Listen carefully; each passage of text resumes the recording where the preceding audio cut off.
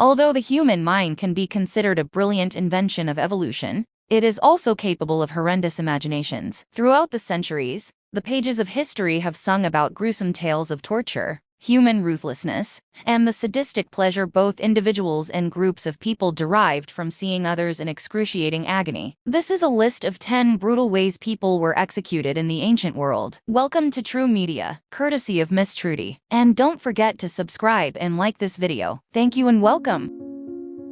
10. Crucifixion. From the ancient world to the modern, starting off this macabre list is crucifixion. This was practiced both in the ancient world and as recently as the 20th century. It was first introduced by the Assyrians and Babylonians, followed by the Persians, Alexander the Great, and the Phoenicians, who initiated it in Rome in the 3rd century BC. Crucifixion involved being tied or nailed to a wooden beam or cross. Nails were pierced through the bones below the wrists to bear the weight of the person. It was a brilliant placement because no major blood vessels were hit, only the median nerve, which would cause the fingers to seize and the hands to flex down in an excruciating contracture. The feet were nailed to the vertical part of the cross, and once the legs weakened, the arms had to hold up the body, resulting in the shoulders being pulled from their sockets. The elbows and wrists would soon follow, with the arms now several inches longer. At this point, the chest had to bear the body's weight, triggering respiratory problems and eventual suffocation. 9. Rat torture. Eaten alive. As happy as the above dancing rats are, rat torture is right up there when it comes to one of the worst ways to go. The thing about rats is that they eat through anything. Thus, it comes as no great surprise that humans made a torture device out of them in the ancient world. Typically, a rat was placed inside a small cage positioned against the victim's abdomen. The cage was heated from the outside either by a candle, a flaming stick, or hot coals, causing the rat to become agitated. So, how could it escape? By clawing its way into the only available soft surface, human skin. Quite quickly, the rat would gnaw its way into the victim's bowels, eliciting unbearable agony in the process. This technique effectively got information out of prisoners and played on their psyches, adding a psychological element to the torture. 8. The rack. Stretching the body. Another brutally famous torture device in the ancient world was the rack. It involved a table, usually wooden, with axles and levers at both ends. The victim was forced to lay down, after which leather belts bound their wrists and heels. The straps had chains or ropes tied to them,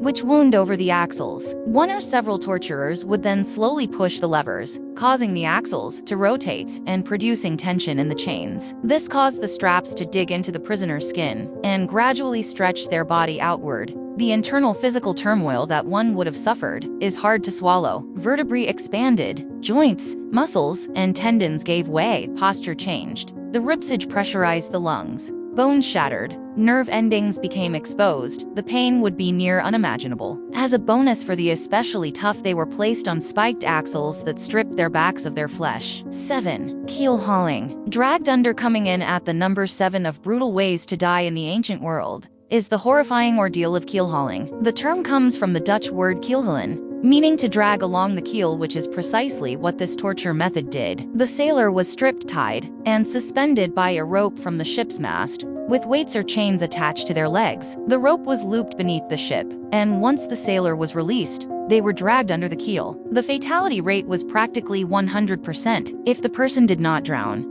they suffered severe head trauma from repeatedly smacking against the keel, as well as deep lacerations from the barnacles and other aquatic growth present on the hull. If they survived and were hauled back on board, death would most likely still result from wound infections. 6. The wheel. A severe bashing. Next up is a means of torture beyond excruciating. The wheel, also known as the execution wheel, breaking wheel, or Catherine wheel. This commonly used ruthless contraption in the ancient world was reserved for public executions. There are variations on the practice, but generally, the prisoner was tied to a large, wooden, spoked wheel. The goal was not to kill them, but severely mutilate them, with the executioner starting with breaking the leg bones, and then working their way up. They would do this via an iron bar, beating the victim to near death, crushing all their bones, and bludgeoning them. Once finished, the now ghastly maimed prisoner would be repositioned on the wheel, so that their heels came together at the back of their neck. They were left that way to bleed to death. 5. Impalement. Pierced straight through. At the halfway point on this list is the grotesquely graphic practice of impalement. Many civilizations and cultures practiced this ancient world form of torture. It involved impaling the victim with a long, sharp, and often greased stake for either capital punishment, to subdue revolts, to reprimand defectors, or wipe out military insubordination in war. This method was done in 2 ways: longitudinal or transversal. For longitudinal, the person was positioned above the spike, which was inserted partway up their rear privates. As gravity took hold, the spike would run them through, avoiding major organs, and exiting through the skin of their shoulder or neck. A person could survive this for several days. For transversal, the stake was instead pierced through the torso, either from front to back or vice versa. Another version of impalement included gaunching, where the victim was thrown onto metal spikes, hooks, or rods, and either left on them to die or be tortured further by the executioner. 4. Blood eagle. Giving the victim wings if the 6 other ancient world ways to die have not made you squirm yet. Welcome to the barbaric practice of the blood eagle. Although it is highly debated whether this torture method was real or just a literary invention, either way, a rather disturbed mind concocted it. The blood eagle ritual was first mentioned in late skaldic poetry. The victim would lie in a prone position and be kept alive as their back was sliced open. Their ribs were detached from their spine, and their lungs pulled through the opening to form a pair of bloody wings. It is hard to imagine one staying conscious long enough for this to be completed. Nevertheless, if the Viking sagas are to be trusted, this technique has truly earned its spot as one of the most brutal, painful, and downright terrifying ways to die. Real-life examples. As stated, there are no reliable sources that verify the real practice of the blood eagle. That said, the earliest account was in 867 AD when Ivar the Boneless, the son of Viking leader Ragnar Lothbrok, damned Ella, king of Northumbria, to the blood eagle for killing Ragnar via a pit of live snakes. 3. Molten gold. Scorched from the inside. Earning its number 3 spot is the almost unbelievable execution method of drinking molten gold. This was potentially practiced more often than documented, especially on both sides of the Atlantic Oceans, by the Romans and the Spanish Inquisition. The technique is self-explanatory. The victim would be restrained, and their mouth forced open as heated gold was poured down their throat. The result would be severe damage to distal organs and the blistering of the lungs,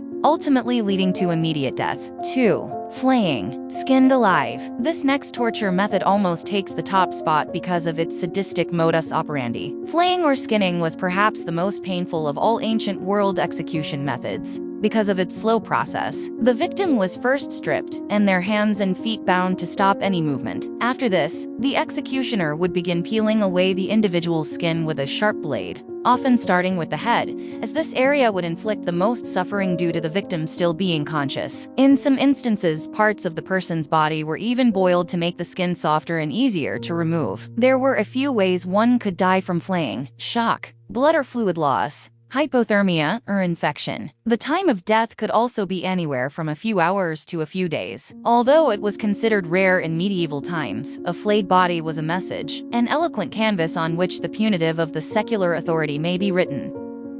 1. The Roman candle. The ancient world's ultimate torture method, coming in at number 1 above all other brutal ways to die in the ancient world, is the Roman candle. Whether it is the execution style itself or the executioner who ordered it, this is bone-chilling on several fronts. History is filled with ruthless and psychopathic figures, and the Roman ruler, Nero, is one of them. He hated Christians so much that he used them as human candles or torches for his garden parties. First, the victims were tied and nailed to tall stakes. Then, flammable liquid was poured over them before they were set alight. The fire started at the feet to prolong their suffering. Whether the Christians had rebelled against the state or not, this was a monstrous way to go. It reflects how barbaric punishments were in antiquity, and how they were often born of man's vicious ego and thirst to dominate what he considered a lowlier populace. As mentioned, Nero was known for this execution method. The above painting, Nero's Torches, depicts a scene where Christian martyrs accused of being responsible for the Great Fire of Rome are about to be burned alive. These candles further represent the first persecutions against Christians under Roman sovereignty.